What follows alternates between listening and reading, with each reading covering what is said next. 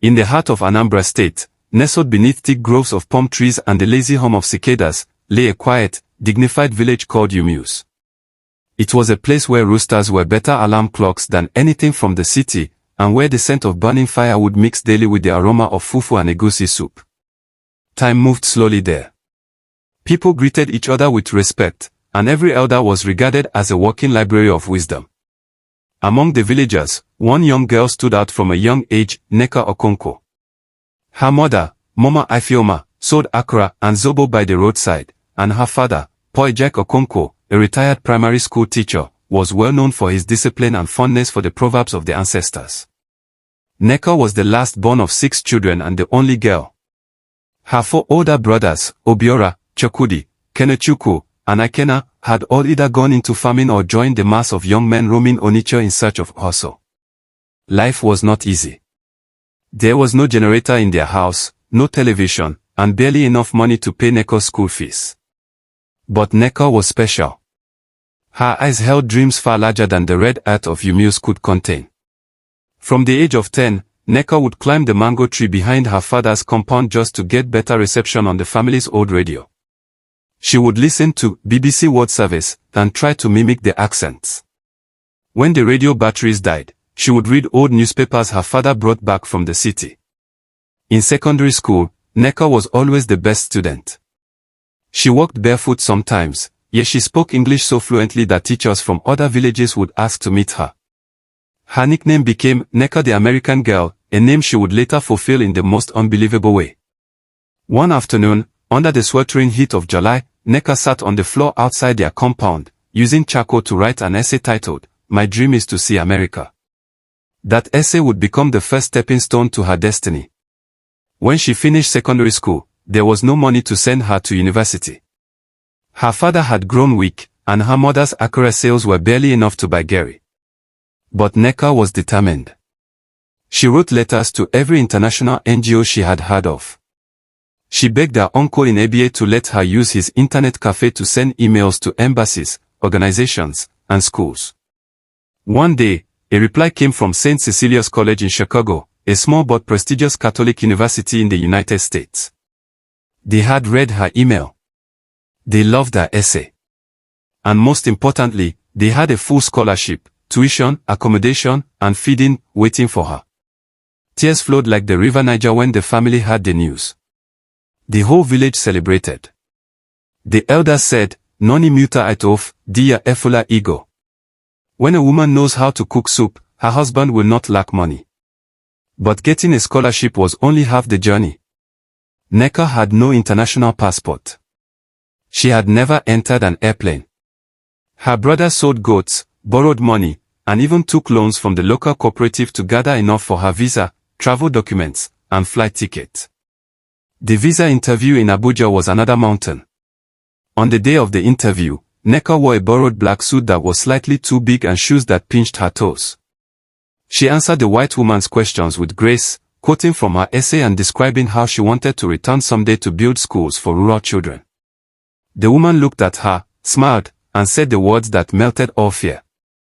"Your visa is approved." Nneka's flight from Lagos to Chicago felt like a dream wrapped in clouds. She stared out the plane window like a child seeing heaven. She had never seen the sky from this angle. When they landed, the cold slapped her face like an insult. Snow. She had seen it only in books. Chicago was a different world, tall buildings, endless roads, light everywhere, and people who didn't greet you when you passed. She struggled with culture shock. The food tasted like soap. Nobody sold roasted corn on the street. Nobody called out, "My collar, buy one get one free." But Nneka remembered who she was. She studied hard. She worked night shifts at the school cafeteria. She joined community service. And she kept her promise, "I will return." 4 years passed like a breeze. Nneka graduated top of her class in international relations. She received awards. She was offered a job as a youth ambassador to African immigrants in the Midwest. She later enrolled in a master's program and worked in a Nigerian restaurant part-time. With every dollar she earned, she sent money home. Her mother replaced the leaking roof. Her father had new glasses. Her brother's children went to school. Yet she never showed off. But Nneka had a silent dream, to return to UMUS not just in any car, but in a car that would cause the earth to shake. 10 years after she left Nigeria, Nneka made a decision. She had saved enough to buy a brand new Lexus RX 350. A white beauty with leather seats and a sunroof. She called her childhood friend, Ngozi, who now lived in Onitsha, and told her, "Tell them I'm coming home. But say nothing more." She arranged to ship the car and booked her ticket for December, the same time the village held the Ofola festival. She had sent money to repaint her father's compound, buy matching wrappers for her mother and aunties, and rent a canopy. The return of Nneka the American girl would be written in the history of UMUS. The day she landed at Akonu Ibiam Airport in Enugu, people were already waiting. Her father came with a hired bus. Her mother wore a gold and red lace wrapper. Her friend Ngozi shouted like someone possessed, "Nneka! Nneka! My sister don't come back oh." But when they reached the port in Lagos to collect the car, eyes popped.